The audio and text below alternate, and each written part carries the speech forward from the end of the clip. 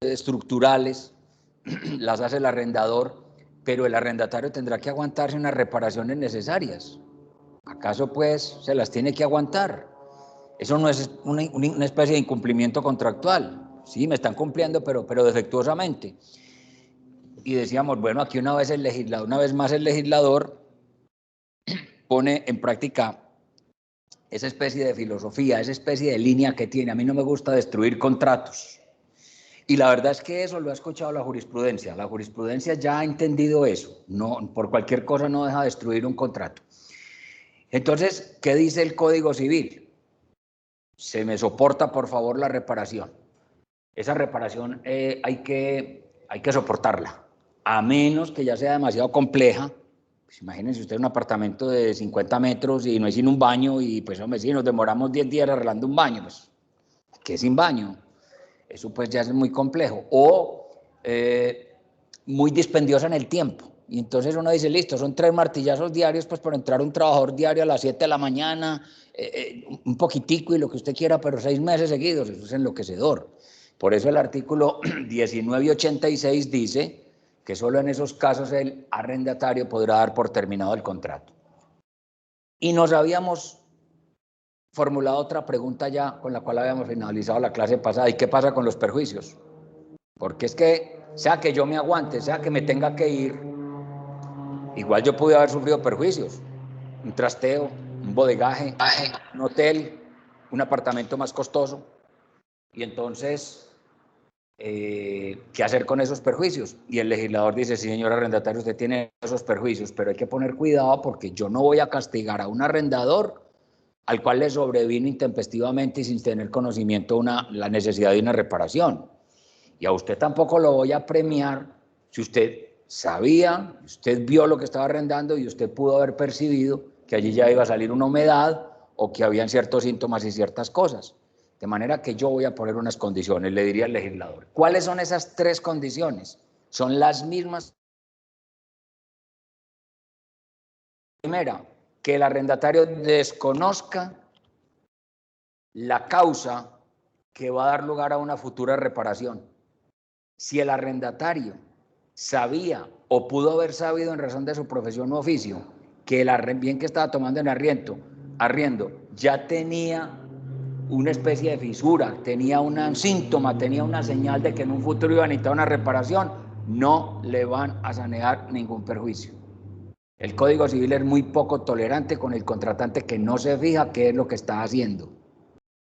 Código Civil, listo, a una persona que tiene un problema de incapacidad le ayuda, a una persona que tenga un problema de consentimiento le ayuda, pero a una persona que por pereza o que por negligencia o que por simple silencio aceptó una cosa a sabiendas o con la posibilidad de saber que estaba mala, no le va a dar indemnización de perjuicios. Entonces ese es el primer requisito. El segundo requisito, que el vicio tenga una causa anterior, que el bien con anterioridad al contrato ya haya tenido presente la causa que va a dar lugar a esa reparación.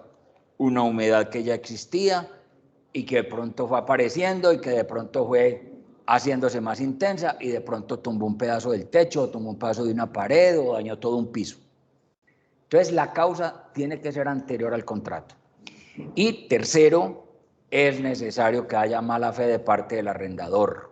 Que el arrendador supiese al momento de contratar que ese bien en un futuro iba a necesitar una reparación necesaria. Ya él era consciente de la causa, ya él era consciente que había por ahí una humedad, ya le habían dicho, eso lo habían tapado con pintura, etcétera, etcétera. No se lo dijo al arrendatario, lo cayó, allá hay una mala fe. Con esos 3 requisitos el arrendatario puede pedir los perjuicios, daño emergente y lucro cesante. Muy bien. Por favor, alguien que lea el artículo 1986, leámoslo ya completo. 1986 del Código Civil. Recordemos que el arrendamiento está en el Código Civil y que estamos viendo el arrendamiento de cosas en la plataforma que trae el Código Civil. 1986. Alguien que lo lea, por favor.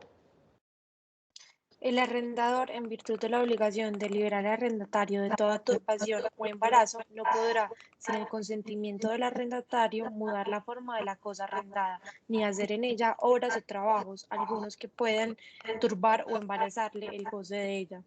Con todo, si se trata de reparaciones que no pueden sin grave inconveniente diferirse, será el arrendatario obligado a sufrirlas, aun cuando le priven el goce de una parte de la cosa arrendada, pero tendrá derecho a que se le rebaje entre tanto el precio o renta a proporción de la parte que fuere.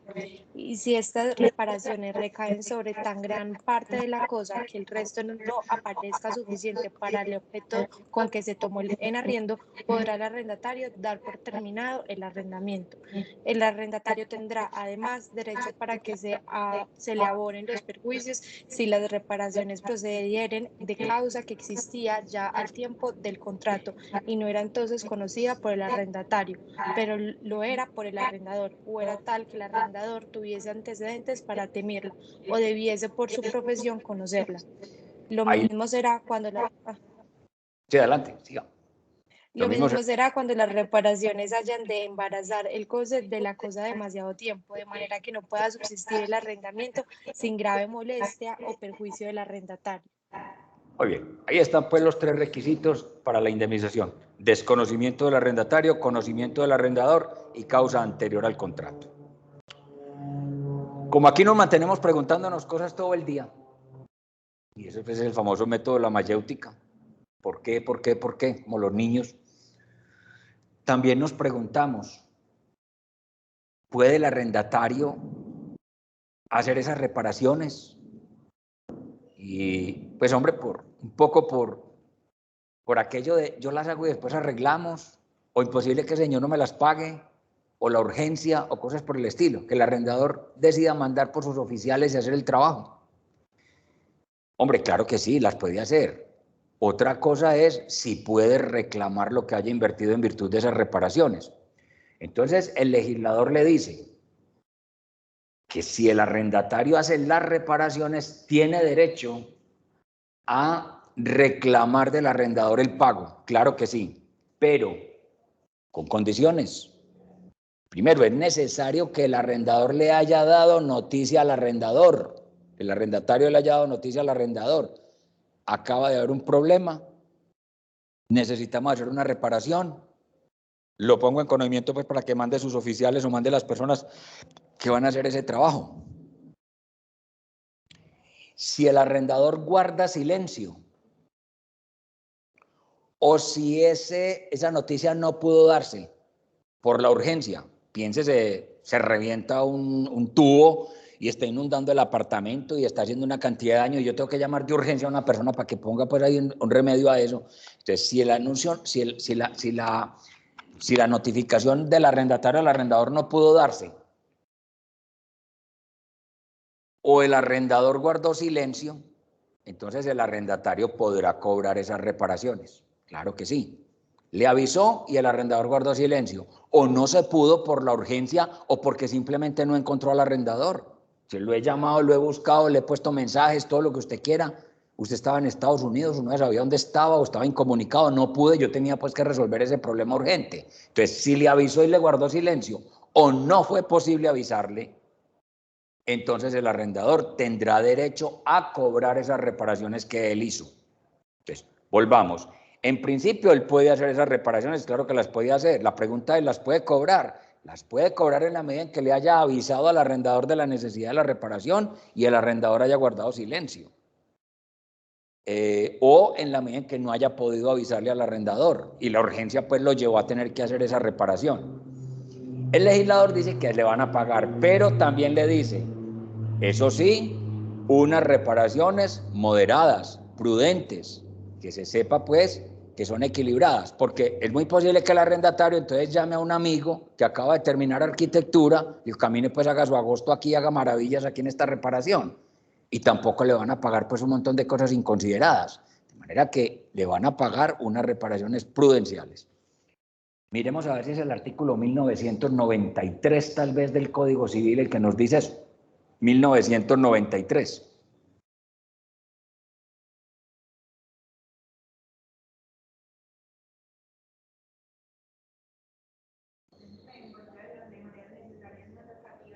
¿Ah?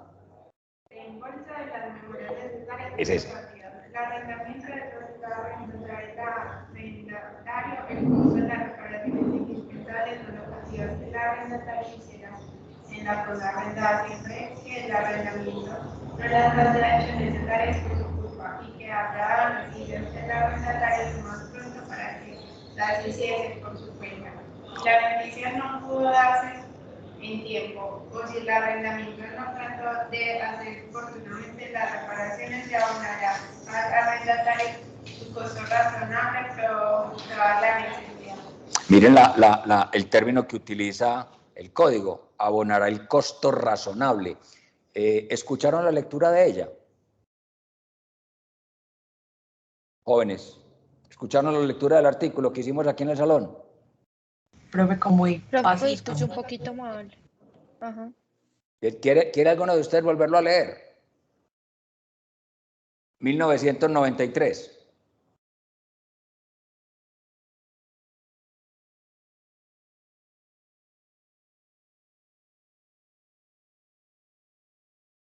Listo, ya lo leo. El arrendador es obligado a reembolsar al arrendatario el costo de las reparaciones indispensables no locativas que el arrendatario hiciere en la cosa arrendada, siempre que el arrendatario no las haya hecho necesarias por su culpa y que haya dado noticia al arrendador lo más pronto para que las hiciese por su cuenta. Si la noticia no pudo darse en el tiempo o si el arrendador no trató de hacer oportunamente las reparaciones, se abonará al arrendatario su costo razonable probada la necesidad. Muy bien.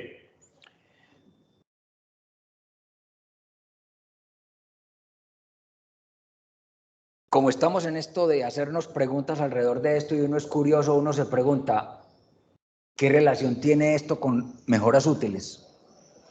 Reparaciones necesarias y mejoras útiles. Pues hombre, cualquiera nos diría, ustedes son tontos todavía haciendo esas preguntas, en bienes ya lo vimos, etcétera, etcétera. No está de más que vayamos redondeando todas esas cosas. La reparación no es un anexo, no es una adición que yo le haga a un bien. La reparación es un reemplazo que yo hago. Hombre, de una pieza. Si yo arrendé un carro, es la batería. Si yo arrendé un carro, entonces es aceite. Si yo arrendé un carro, es una pieza que se dañó en el motor. Si yo arrendé un carro, es un rodillo que se dañó en cualquier rodamiento de un carro. Si es un inmueble, hombre, hay que poner unas tejas, hay que poner un baño nuevo, hay que poner un desagüe nuevo, hay que poner unas tuberías nuevas. Entonces, las reparaciones no son accesorios, las reparaciones son reemplazos que yo hago. Y los hago para que eso pueda funcionar, para que se pueda garantizar un goce normal del bien. Esas son las reparaciones. Se llaman reparaciones necesarias o reparaciones. El solo término reparación, ese re es volver sobre una cosa. En cambio, las mejoras son adiciones que yo le hago a una cosa.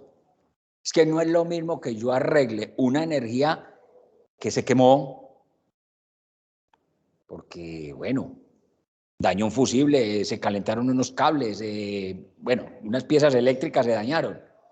A que yo coja y diga, le voy a poner cocina de gas a este apartamento, porque es más barato el gas, porque funciona mejor, porque es más óptimo, porque es más limpio.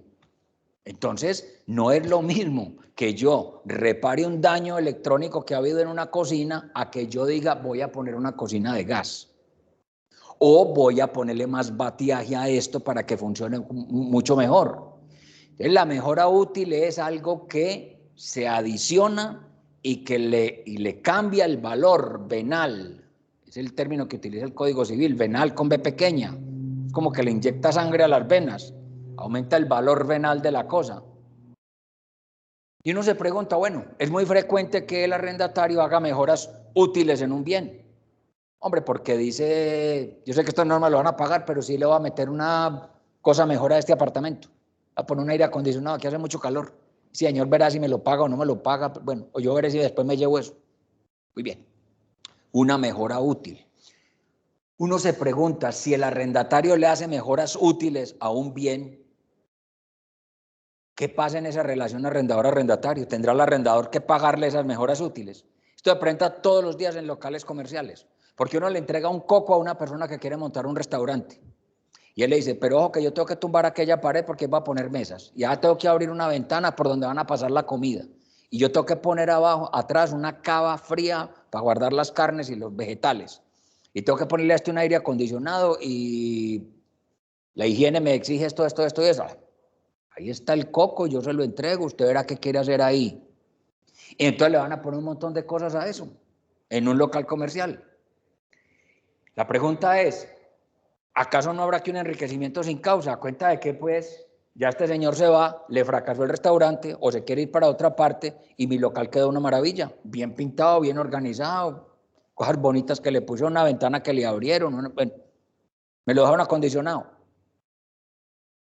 Entonces, ¿acaso no habrá un enriquecimiento sin causa y acaso no habrá que pagarle al arrendatario eso?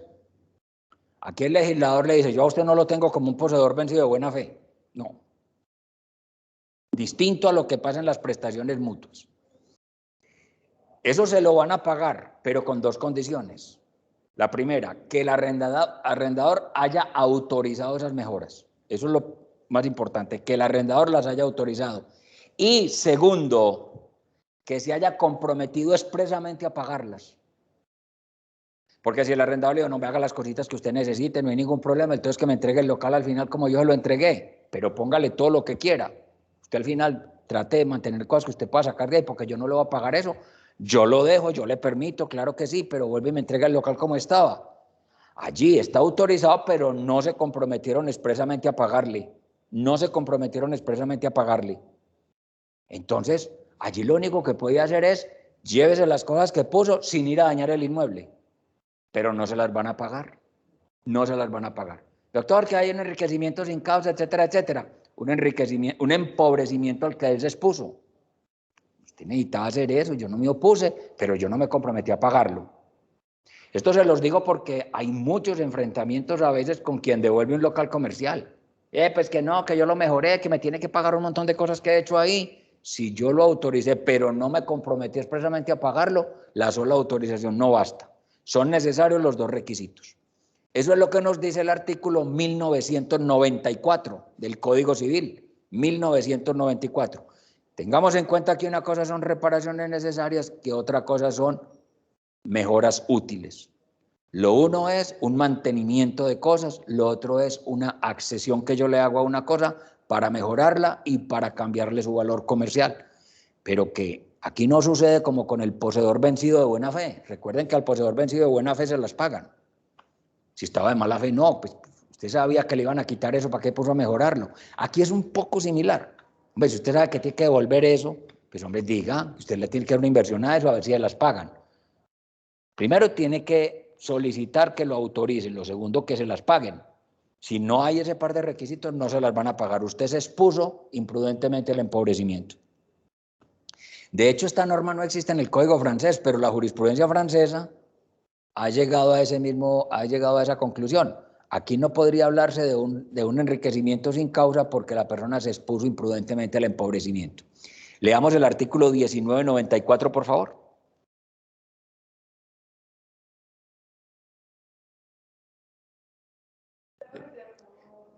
Hagamos el intento. Lea duro, eso sí. Mejoras útiles. El arrendador no es obligado a reembolsar el costo de las mejoras útiles, en que no ha consentido con la expresa condición de abonarlas.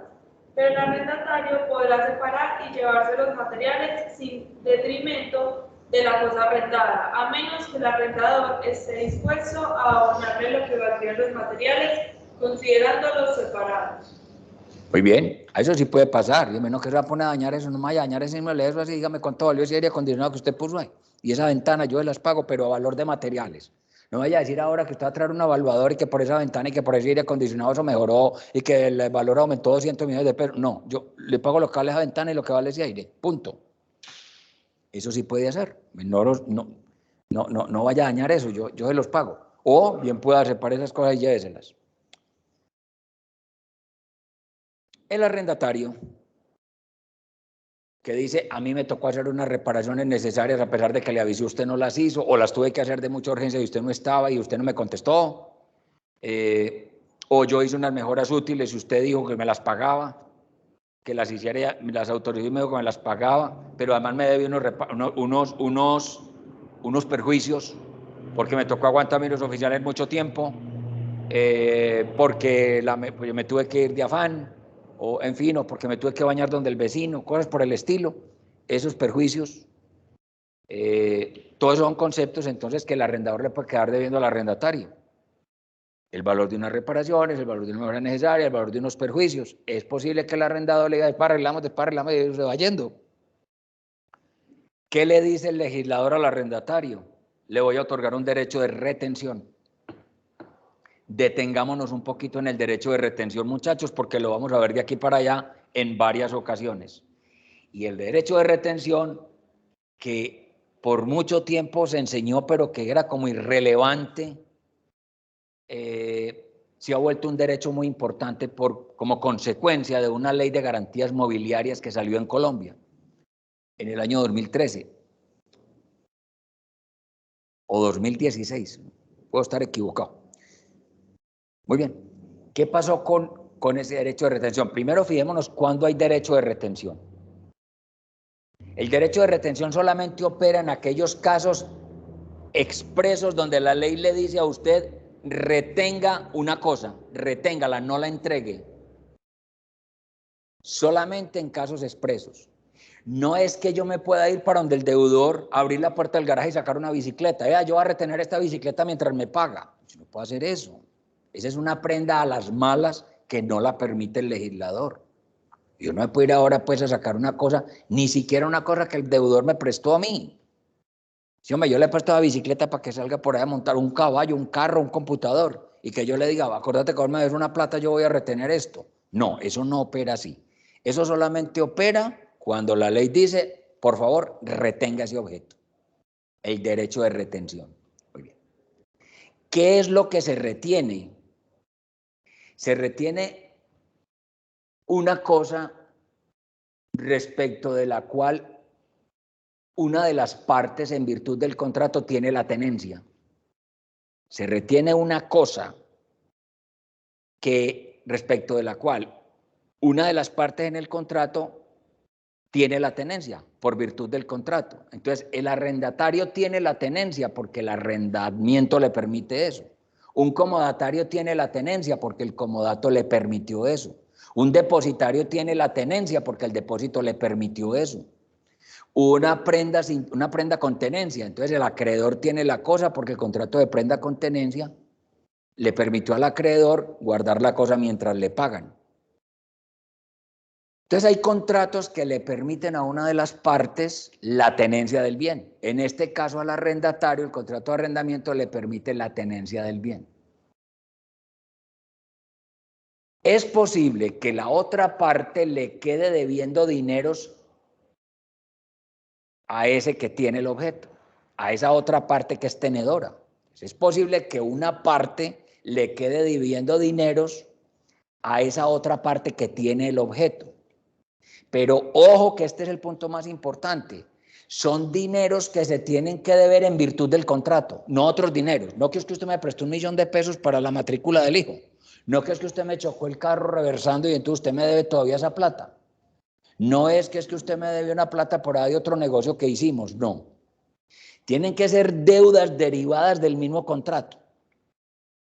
Entonces esos son los elementos. En los casos expresos que señala la ley, una de las partes en el contrato es tenedora de la cosa en virtud de ese mismo contrato. Por ejemplo, el arrendatario es tenedor de la cosa en virtud del contrato de arrendamiento. Y la deuda que la otra parte tiene que tener frente a este que tiene la cosa, tiene que ser una deuda que tenga como causa el contrato. En el caso que estamos viendo, el arrendatario tiene la cosa en su poder y el arrendador, que es la otra parte, le debe una plata, pero en razón del contrato de arrendamiento. Unas reparaciones necesarias derivadas del contrato de arrendamiento, unas mejoras útiles derivadas del contrato de arrendamiento, unos perjuicios derivados del contrato de arrendamiento. Aquí el legislador le dice al arrendatario, retenga ese objeto, retenga la cosa dada en arriendo mientras le pagan. Pero mire que son deudas derivadas del contrato de arrendamiento. Y no es que yo tenga una bicicleta del arrendador, no es que yo tenga un carro del arrendador, no es que yo tenga un computador del arrendador. Lo que puedo retener es la casa que tengo en virtud del arrendamiento.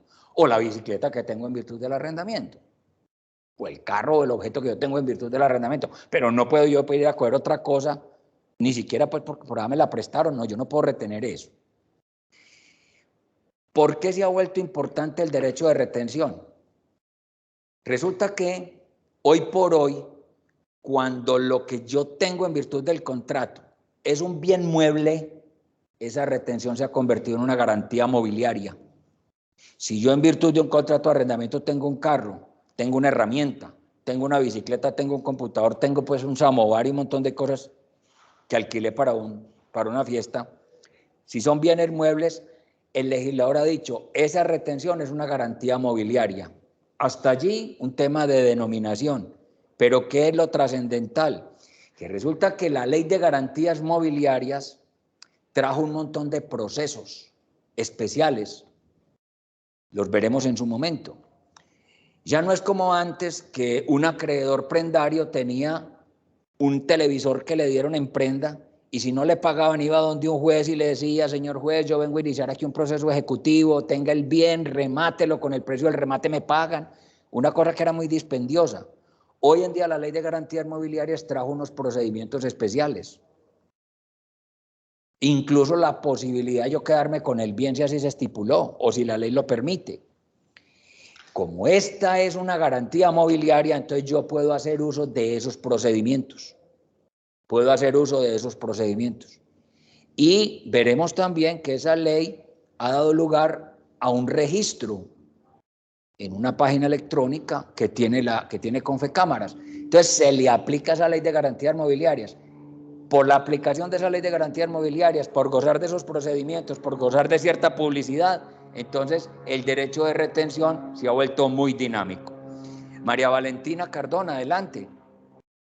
Profe, este derecho de retención sea después de finalizado el contrato o durante el contrato, porque si es durante el contrato, pues no tendría casi sentido, pues porque igualmente la persona tiene en virtud del contrato de arrendamiento el bien, o sea, la tenencia del bien.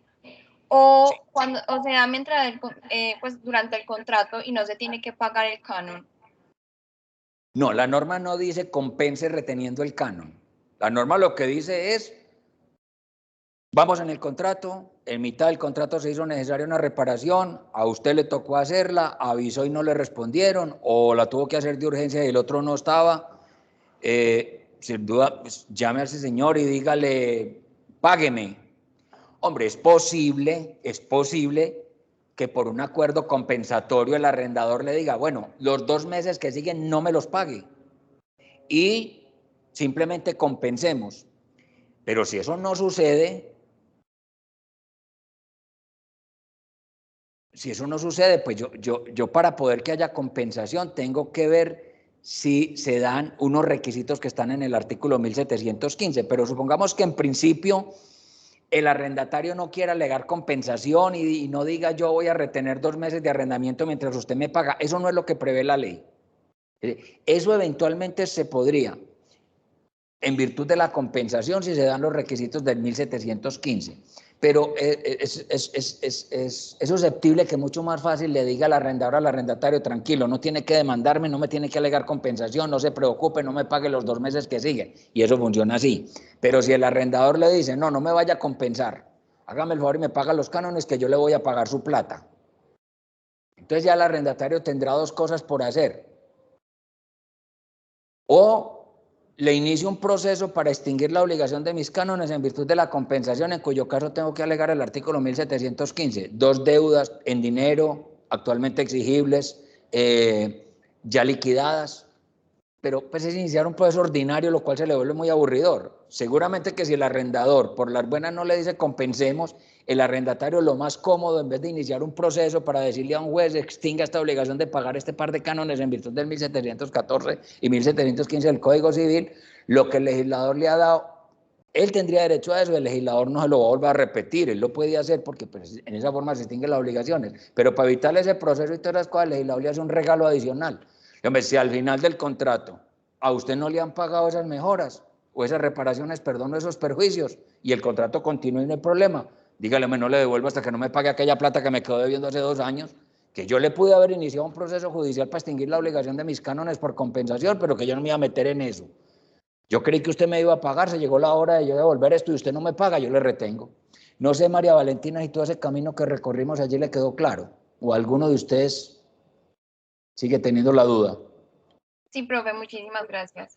Ojo que efectivamente usted puede coger y decir, no le pago el canon de este mes porque me tocó pagar unas reparaciones. Pero entonces allí te toca montar un proceso ordinario a demostrar que sí, que fue que usted lo llamó, que él no le contestó, que la reparación era urgente, que es que usted no lo pudo encontrar, que la reparación es líquida, que la deuda es líquida, que es en dinero, que está determinada. Es volver es un proceso ordinario. Entonces, Profe, entonces, este derecho de retención sí se hace efectivo desde la finalización del contrato, que eso no tiene sentido. me repites la pregunta porque se oye muy duro y hay como un retorno. Escucha con un poco de eco. Sí. El derecho de retención sí se hace efectivo a la finalización del contrato. El derecho de retención se hace efectivo. A la finalización del contrato. Sí, sí, porque es en ese momento cuando él tiene que devolver.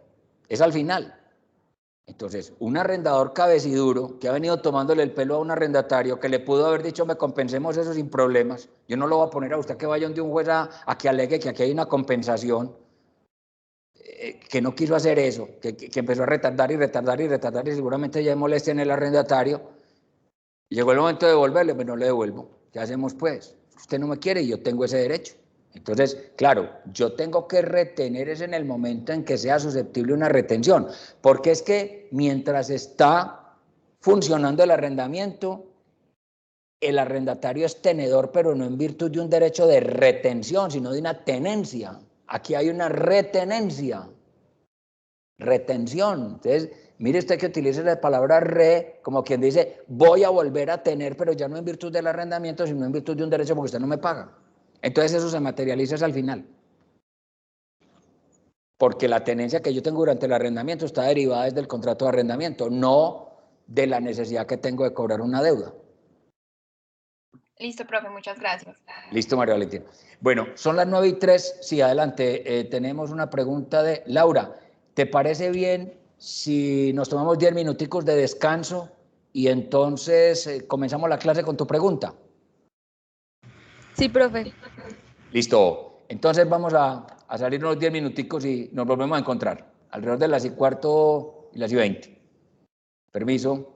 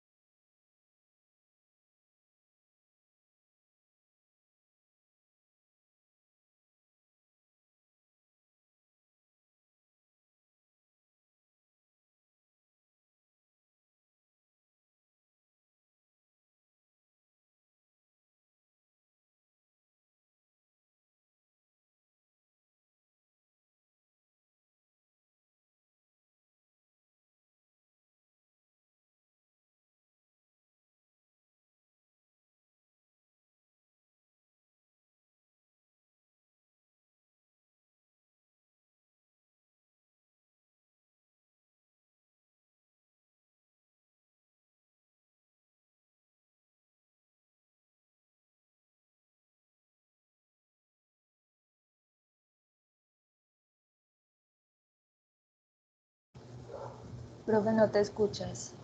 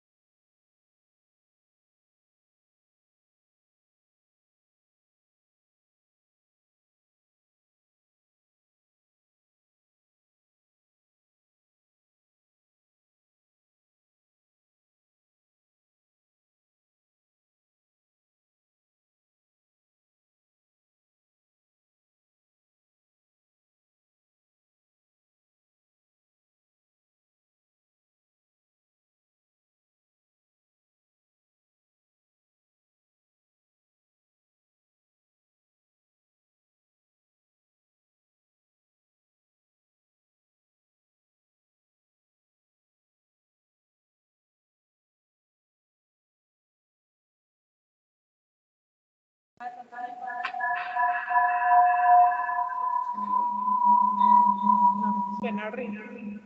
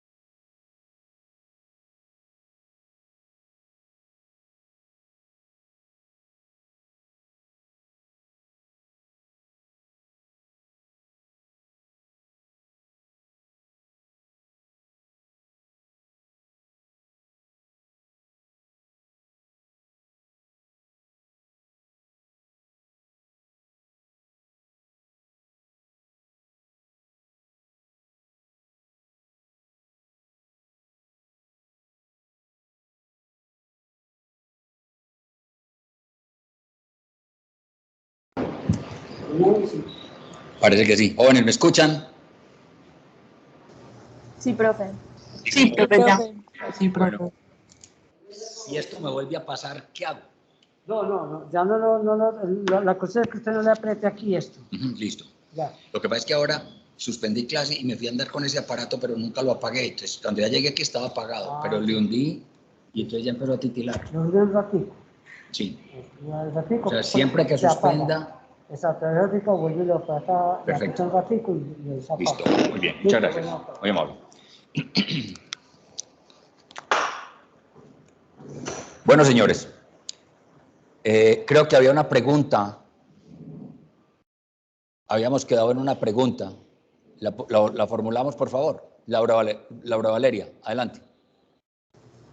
Sí, profe. Mi pregunta es si es viable pactar la compensación por el pago de la deuda, no sé, que tenga el arrendador cuando el contrato de arrendamiento es con inmobiliaria, o cómo funciona. Vea, hay una cuestión. Las inmobiliarias son mandatarios. Usted efectivamente les dice, celebren un contrato de arrendamiento por mí, porque yo no quiero entenderme con arrendatarios. Consiga usted el arrendatario, discuta con él, pídale las garantías, pídale los codeudores, negocie usted. Es un típico ejemplo de un mandato. Las inmobiliarias realizan un negocio jurídico para el propietario del inmueble. Allí es importante saber si el mandato es con o sin representación. Si el mandato es con representación, entonces no hay ningún problema. Es como si el dueño mismo estuviera celebrando un contrato con el arrendatario y el arrendatario perfectamente, el arrendador no puede decir yo no le atiendo a una compensación que usted celebró con la inmobiliaria porque yo a la inmobiliaria no le dije que compensara con usted, yo veré cómo le pago a usted, pero no se vaya a pagar con mis cánones de arrendamiento. Porque le van a contestar, maestro, usted le dijo a la inmobiliaria que obrara en nombre y riesgo, por cuenta y riesgo suyo, de manera que es como si estuviera negociado conmigo. Entonces eso obliga al propietario. Si el mandato es sin representación, significa que el mandatario, o sea, la inmobiliaria, no está obligando respecto de terceros, o sea, respecto del arrendatario, al dueño del inmueble, al mandante. Entonces el mandante le va a decir a la inmobiliaria, yo no sé usted cómo va a resolver ese problema con el arrendatario, vaya, resuélvalo usted, que es que usted celebró un mandato, usted celebró un negocio con un tercero, pero no en representación mía, por mi cuenta y riesgo sí, pero no en mi representación, porque usted está obrando por cuenta y riesgo suyos. Vaya usted por allá, negocie con él, celebre todas las compensaciones que quiera, eso sí, a mí me trae mis cánones de arrendamiento que yo habría manejado eso distinto. Vaya usted por allá y organice eso. De manera que eso en virtud de un mandato funciona. Lo que pasa es que depende en un principio quién le responde al arrendatario que es el tercero por el negocio. No sé si me hice entender, pero tendríamos que volver al tema del mandato, pero no sé si con lo que te acabo de explicar eso te puede servir. Eso,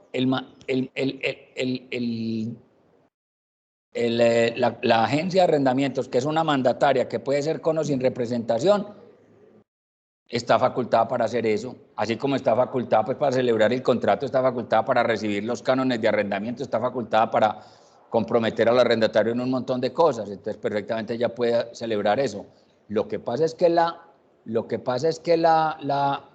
mandataria, la agencia, ya tiene que internamente hablar con el dueño del inmueble. ¿Cómo vamos a resolver este problema? Porque ese señor no nos va a pagar este mes y no nos va a pagar porque nosotros le quedamos debiendo unas mejoras que hizo.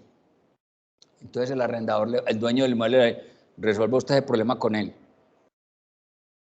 Resuelve usted el problema con él, páguele, entonces que a mí me paguen. Entonces ya la inmobiliaria le va a decir a este señor internamente, vea, este mes no le voy a entregar la plata porque me tocó negociar con ese señor, etcétera, etcétera. Pero en principio entendámoslo, la inmobiliaria es un mandatario que está obrando por cuenta y riesgo del dueño del inmueble. Entonces, sí, ella puede celebrar esa compensación. Después es cómo se van a resolver internamente el tema del pago de esos cánones. No sé si de momento te satisface la respuesta, Laura. Sí, profe, muchas gracias. Pero entiéndalo así, ella es una mandataria, entonces claro, un mandatario está celebrando negocios por cuenta y riesgo de un mandante. Muy bien, leamos el artículo del derecho de retención, debe ser el 1995 tal vez.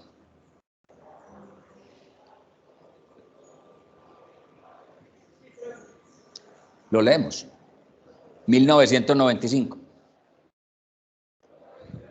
Derecho de retención del arrendatario. En todos los casos en que se debe indemnizar al arrendatario, no podrá ser este expendio privado de la cosa arrendada, sin que previamente se le pague o se le asegure el importe por el arrendador. Pero no se extiende esta regla al caso de extinción involuntaria del derecho del arrendador sobre la cosa arrendada. Muy bien. Tenemos entonces ya esa segunda obligación. Recuerden la primera, entregar la cosa. La segunda, mantener la cosa en estado de servir para el fin a que ha sido arrendada. Y viene la tercera obligación que tiene el arrendador. Librar al arrendatario de toda perturbación o embarazo en el goce de la cosa arrendada. Esa es la tercera obligación. Librar al arrendatario de toda perturbación o embarazo en el goce de la cosa arrendada. En virtud de esta obligación, el arrendador, tiene que garantizarle al arrendatario un goce útil y un goce pacífico. Un goce útil y un goce pacífico. La cosa no solo tiene que servir para lo que por su naturaleza está diseñada, sino que además el arrendatario tiene derecho a que no lo perturben, a que nadie lo moleste. Ni el arrendador mismo, ni terceros. Tiene ese derecho. Entonces, en eso se convierte esta tercera obligación, en esa obligación de librar al arrendatario de toda perturbación o embarazo en el goce de la cosa arrendada. Entonces, vamos a ver esa forma en que esta obligación se desdobla. Primero, el arrendador le tiene que garantizar al arrendatario un goce útil. Un goce útil. Y ustedes dirán, doctor, ya eso lo acabamos de ver. Para garantizar un goce útil, pues hay que hacer las reparaciones necesarias. Para que el señor pueda gozar útilmente del bien, haga las reparaciones necesarias. Ustedes pueden tener razón en eso. Sin embargo, aquí ya el legislador va a hablar de otra cosa. Aquí el legislador lo que va a decir es, señor arrendador, usted tiene que garantizar que esa cosa sí sirve para lo que por su naturaleza está diseñada. Ya el tema no es de una reparación que se necesita en el camino. Ya el tema es de la esencia misma de la cosa. La cosa tiene que funcionar para lo que por su naturaleza está diseñada. Entonces el carro debe andar, el computador debe operar, la máquina debe funcionar. Aquí no fue que se quemó un fusible, no fue que se dañó un alambre, no fue que se dañó un piñón. Aquí el tema es que desde un principio la cosa tiene que servir. Entonces, porque si a mí me entregan un computador, pero yo lo alquilé para hacer unas operaciones muy sofisticadas en un Excel o para dibujar unos planos en un programa que se llama AutoCAD, pero el computador no tiene esos programas, pues hombre, eso no se resuelve con un botón, ni se resuelve con un alambrito, ni se resuelve con una reparación. No, es que el computador no sirve para lo que por su naturaleza está diseñado. Si yo alquilo un carro, y es un carro y lo necesito un 4x4 porque voy para un terreno fangoso o para una carretera muy árida y no tiene esas características, este no es un problema que se resuelva con una batería, ni es un problema que se resuelva con una bujía, ni es un problema que se resuelva con otra botella de aceite. No, es que el carro por su naturaleza no sirve para lo que es un carro que por el problema que tiene no sirve para lo que por su naturaleza está diseñado. Entonces aquí el legislador, entendámoslo, está hablando de otra cosa. Cuando dice que el arrendador tiene que garantizar un goce útil, lo que tiene que garantizar no es que lo va a reparar en caso de que tenga un daño. Lo que está diciendo es, usted tiene que garantizar que esa cosa sirve para aquello a lo que por su naturaleza está destinado. El computador tiene que programar, el carro tiene que andar, la herramienta tiene que perforar. De eso es de lo que se trata. La casa tiene que servir para ser habitada, no puede tener una pared ladeada, no puede tener pues un problema de que le faltan sanitarios o un problema de que definitivamente no tiene transformadores de luz. Bueno. Y es por eso que entonces hay una norma que no se va a referir a reparaciones ya, sino que se va a referir a otra cosa. Y lo que nos dice es que el arrendatario tiene derecho a terminar el contrato y aún a rescindirlo, así dice el legislador, tiene derecho a terminar el contrato y aún a rescindirlo si la cosa tiene problemas de calidad. Si la cosa tiene problemas de calidad. ¿Y qué son problemas de calidad? Problemas que atentan contra el normal funcionamiento de la cosa. Aquí ya está hablando de otra cosa distinta, aquí no está hablando de reparaciones. Ya para eso se gastó por ahí unos artículos y habló un montón de cosas sobre las reparaciones. Aquí está diciendo que la cosa no puede tener problemas de calidad, tiene que funcionar para aquello a lo que por su naturaleza está destinada. Entonces, si el arrendatario encuentra que este problema no es de una reparación, sino que es un problema de calidad, la cosa no sirve para lo que por su naturaleza está destinada, tiene derecho a terminar el contrato o a rescindirlo. Muy bien. ¿Por qué aquello de terminar el contrato o aún rescindirlo? ¿Por qué habla de eso? Y no son sinónimos. Porque dice, tiene derecho a terminarlo y aún a rescindirlo. Es que terminarlo es que el contrato ya empezó a funcionar, ya empezó a ejecutarse y hubo que ponerle fin en el camino. Entonces allí el contrato se termina. Pero resulta que no he empezado la ejecución del contrato, yo todavía no he recibido el carro, yo no he empezado a disfrutarlo, cuando me lo van a entregar, eso no es un 4x4, a mí eso no me sirve para meterme a esa finca. O prendo el computador y no, mire, esto no tiene los programas de que habíamos hablado. O yo cojo y alquilo un taladro que necesito para romper paredes, y yo me no, esto no es percutor, esto es un taladro con y corriente para ir para madera, esto no es un taladro percutor. Hay que saber un poquito de herramientas para que no nos engañen. Taladro percutor es el que pega unos golpes así con el fin de romper paredes. Entonces, yo le digo, no, ese taladro no sirve. Me abstengo de recibir ese objeto, yo no voy a continuar en ese contrato.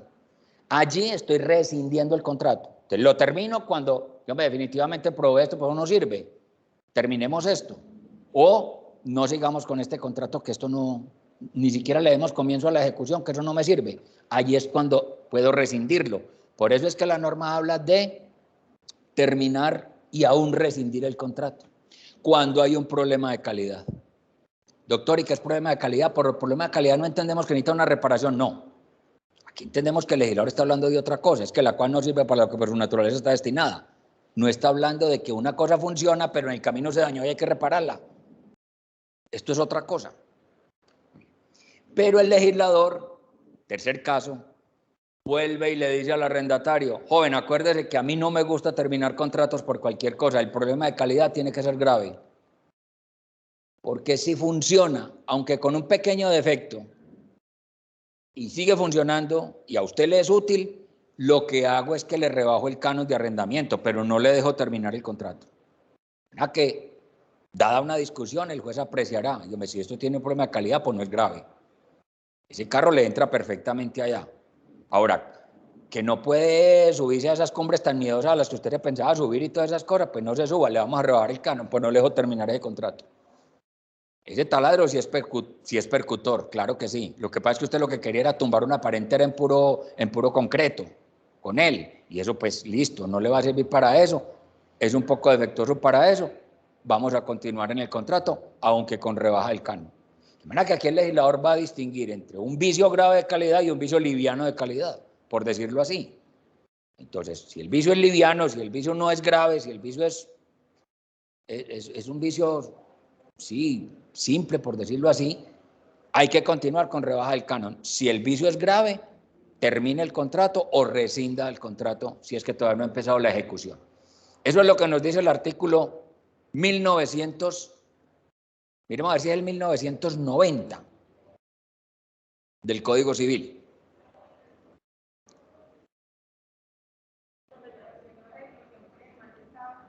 Ese, 1990. ¿Lo quieren leer ustedes? Pues lo leemos duro para que ellos lo oigan. No lo lee uno de ustedes. Arranquemos aquí. Leámoslo duro. Hágale, Natalia. Lúzcase. Quite el tapabocas y lúzcase. El arrendatario tiene derecho a la terminación del arrendamiento y aún a la rescisión del contrato según los casos, si el mal estado o calidad de la cosa le impide hacer el uso para que ha sido arrendada, sea el arrendador conociese o no el mal estado o calidad de la cosa al tiempo del contrato. Y aún en caso de haber empezado a existir el juicio de la cosa después del contrato, se les inculpa el arrendatario. Si el impedimento para el goce de la cosa es parcial o si la cosa se discute en parte, el juez o prefecto decidirá según las circunstancias si debe tener lugar la terminación del arrendamiento o concederse una prueba de Bueno, ¿se escuchó bien la lectura del artículo, jóvenes? No se escuchó. Bueno, María Paulina, entonces, leamos ese artículo 1990.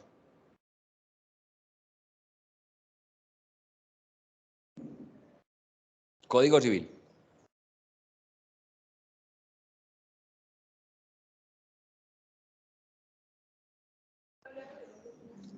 No sé. Vamos a intentar leerlo aquí de nuevo. Leámoslo.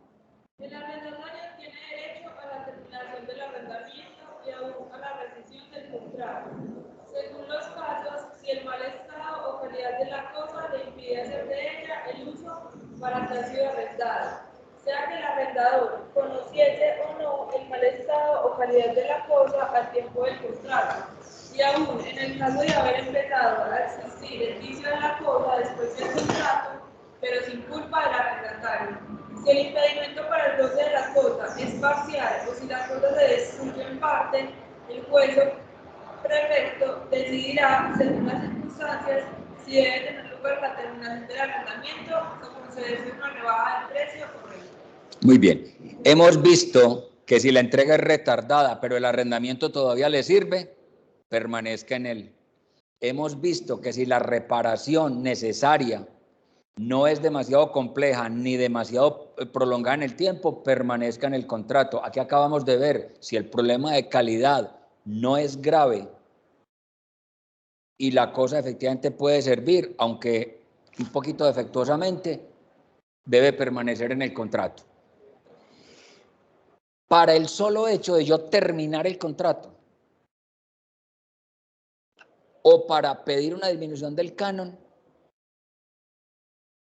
no se necesita ni que el vicio sea anterior, ni que el arrendador lo desconozca, ni que lo conozca, ni que nada. O sea, el vicio puede ser anterior o posterior. El conocimiento del arrendador puede ser anterior o posterior. Es decir, para el solo hecho de yo decirle, me voy de aquí y adiós contrato, yo no necesito que el vicio sea anterior. A mí no me pueden decir, no, siga, ay, que yo no tengo la culpa, pues eso se dañó después, eso dejó de funcionar después porque yo la entregué a usted funcionando perfectamente. No, aquí no importa eso. O que era que usted sabía y no, aquí no vamos a discutir eso. Para el solo hecho de yo rescindir o irme y terminar el contrato, no hace falta sino que la cosa tenga ese problema de calidad, sea que haya preexistido, sea sobreviniente, sea que lo conozca el arrendador al momento de contratar o no, yo me puedo ir. Siempre y cuando, si yo como arrendatario no sepa que la cosa está mala, porque si yo me metí pues a la boca del lobo porque quise, el legislador civil no me va a defender. Yo, eso tenía un problema de calidad y usted sabía que eso no le funcionaba óptimamente y que el problema no era de reparación, que era que eso no tenía la suficiente capacidad, que no tenía la suficiente fuerza o que no tenía esa característica. Y usted lo sabía. Si el arrendatario lo sabía, sí no hay nada que hacer.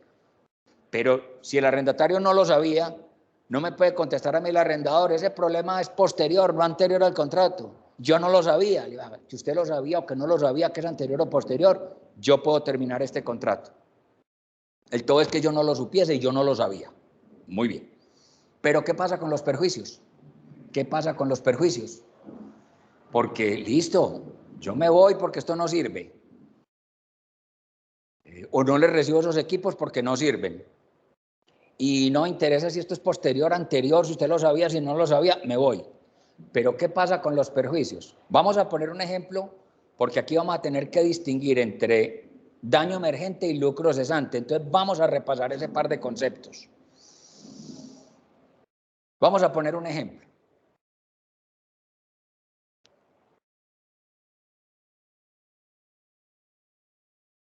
Es que siempre pongo siempre pongo el ejemplo de los espectáculos, pero es que es el más visible de todos. Bueno, sigamos con él. Una empresa de espectáculos contrata el Coliseo cubierto para un concierto. Le paga al artista. Alquila unas sillas.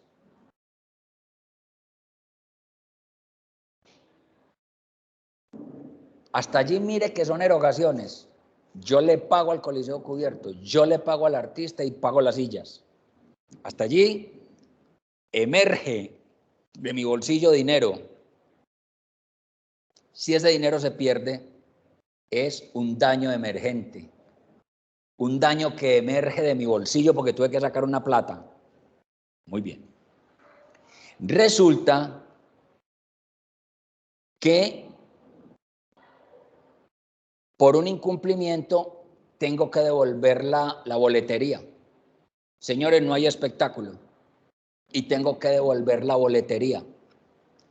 Allí es algo que cesa, que no entra a mi bolsillo, pero llama lucro cesante. Entonces acuérdense siempre de ese par de palabras. Lo que no llegó, cesó, lucro cesante.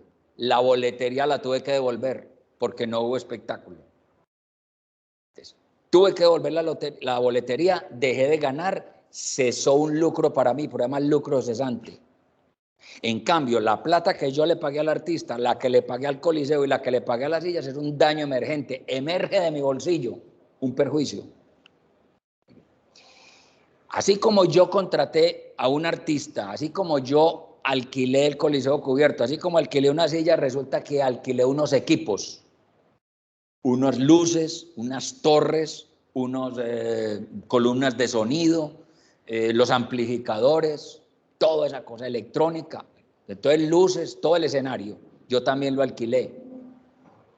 Y resulta que ese equipo no sirvió. Vamos a conectarlo, eso no aguantó el bateaje, eso no sirvió, eso se quemó ahí mismo, o simplemente no puede, no se sabe qué está pasando, las luces no son suficientemente buenas, el sonido no es suficientemente bueno, bueno, todas esas cosas. Entonces ahí hay un problema de calidad. Muy bien, yo cojo y le digo al que me alquiló todas las luces, todas las columnas de sonido, todos los amplificadores, todo el sistema eléctrico, señores, voy a rescindir este contrato, ni siquiera tengo con qué arrancar el espectáculo, no me sirve. Tengo que devolver la boletería y perdí la plata del artista porque el artista me dijo, eso no es problema mío, hermano, yo iba a ir y yo pues esto está en el cronograma y eso no es problema mío. Y el Coliseo me dijo, yo dejé de alquilarle a otro por alquilarle a usted, ese problema voy a ver cómo lo va a resolver con el de las luces. Entonces yo tengo que demandar al de las luces, al de los equipos, al del bateaje, al de toda esa parte, yo lo tengo que demandar por unos perjuicios. La devolución de la boletería, el lucro cesante, más el daño emergente, lo que perdí en el artista, lo que perdí en el Coliseo, lo que perdí en las sillas. Muy bien. ¿Qué nos dice el legislador? ¿Cómo se cobra eso? Y se vea, para usted cobrar el daño emergente, para cobrar el daño emergente, la plata que le pagó al artista, la plata que le pagó al Coliseo y la plata que pagó por las sillas, son necesarios dos requisitos. El primero, que usted, señor arrendatario, no supiera que ese bien estaba malo. Porque si usted sabía lo que estaba alquilando y le advirtieron qué bateaje tenía eso y para qué tipo de recinto era eso, y usted se metió en la boca del lobo porque le provocó. Usted arrendó a sabiendas del problema que eso tenía, de la deficiencia que eso tenía. Entonces, no tiene derecho a nada. Entonces, lo primero es que usted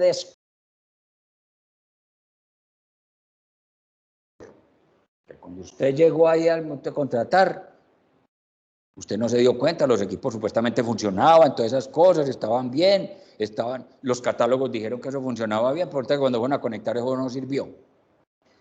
Entonces son necesarios ese par de requisitos. Ya con ese par de requisitos, el desconocimiento del arrendatario y la causa anterior al problema, allí ya hay derecho a cobrar el daño emergente. a que me restituyan la plata que salió de mi bolsillo para el artista, para el coliseo y para las sillas.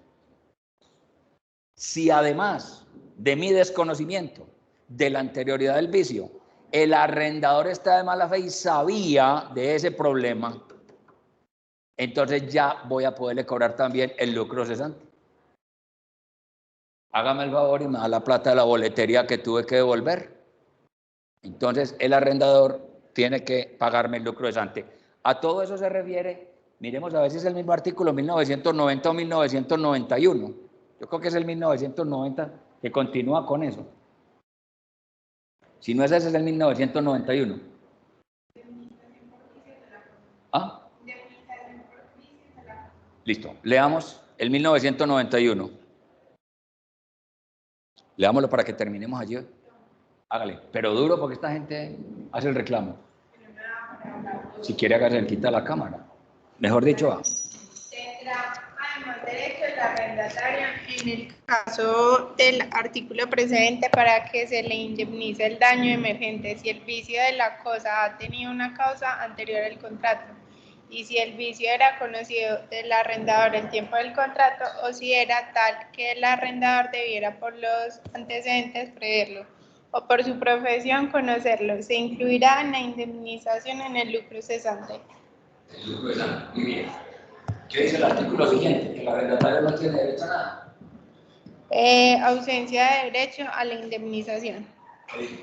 El arrendatario no tendrá derecho a la indemnización de perjuicios que se le concede por el artículo precedente si contrató a sabiendas del vicio y no se obligó el arrendatario a sanearlo o si el vicio era tal que no pudo sin grave negligencia de su parte ignorarlo si renunció expresamente a la acción de saneamiento por el mismo vicio, designándolo.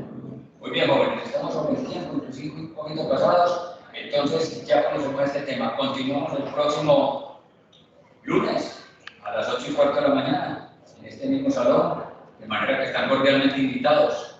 Muchísimas gracias por la atención y buen fin de semana. Gracias, profe, hasta luego. Gracias, profe, hasta luego. Gracias, profe, hasta luego.